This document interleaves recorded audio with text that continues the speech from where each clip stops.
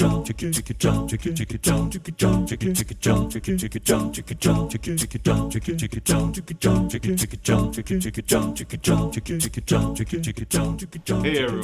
welcome to another episode of Face to Face with Face. On Friday. I like this one. While you were on your European tour, what differences did you see between your audiences there versus your audiences here? First, we were going into brand new markets where we didn't know anyone, and so typically those audience sizes were smaller than we're used to here because you guys come out and pack the place, but everyone was still very, very energetic.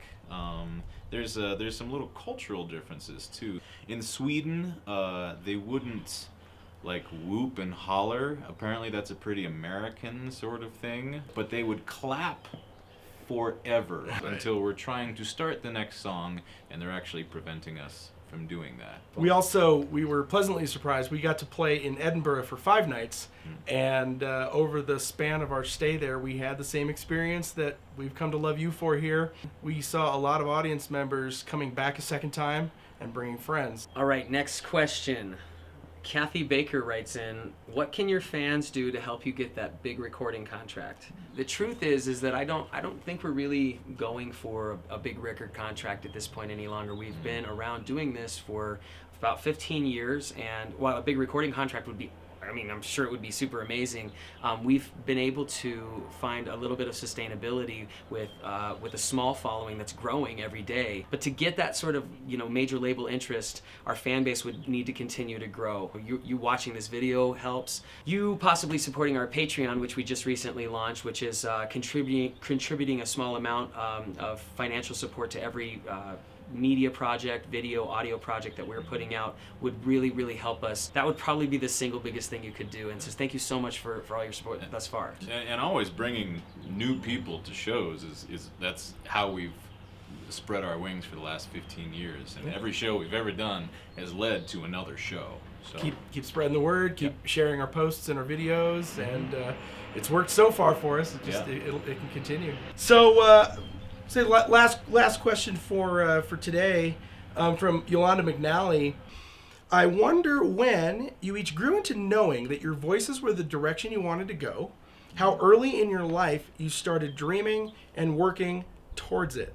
I've known since I was probably 6 years old that I wanted to be on stage, and the overarching umbrella of on stage. And through my life, I've done theater, dramatic musical theater, I've played drums, I've sung, and everything from classical music to loud, obnoxious rock bands and marching band, right? So that was a given that I was going to be on stage. I had no idea back then that it was going to be beatboxing. Had no idea back then it was going to be a cappella.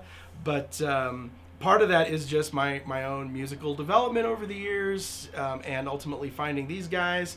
That it was definitely a journey and a process that grew into this. But this is, of all the things I could imagine myself doing, this is by far the coolest, most fun that I could have hoped for. In second grade, my dad rented the movie La Bamba on VHS. Lou Diamond Phillips, playing Richie Valens, comes out on stage and delivers La Bamba for the first time. I was 8 years old, and I just remember, my jaw just fell to the floor, and I was like, I want to do that. Since then, I knew I wanted to sing, and I remember telling my dad, I want to be a singer, and he was like, that's great, son, but sure you do. Yeah. Kind of. They supported me. Then a few years later, my choir director pointed out that she thought that I had a nice voice and maybe I should take some private voice lessons, and I was like, I felt like the stars had aligned, and it's just been one foot in front of the other since then. I have a different answer because, honestly, of the 5 Face guys, I think these are the 2 who are really born to be on stage, and the rest of us kind of make it work. I had a different experience. I also loved singing growing up. Like, I knew I wanted to keep music in my life for my whole life, but I didn't necessarily think I was going to be a performer. I kind of tried through high school and the very beginning of college to maybe think about doing it as a career, and decided I didn't want to, and went on and got a degree in something totally different, in anthropology.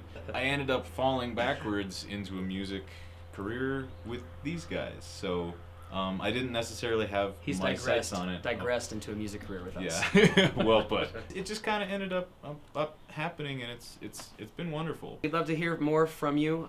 We'd love to hear your questions. We'd love to know if there's a topic that you'd like to hear us discuss, or if you just have outside the box ideas about what we can present to you through Face to Face with Face on Fridays. We'll see you next time. Yeah.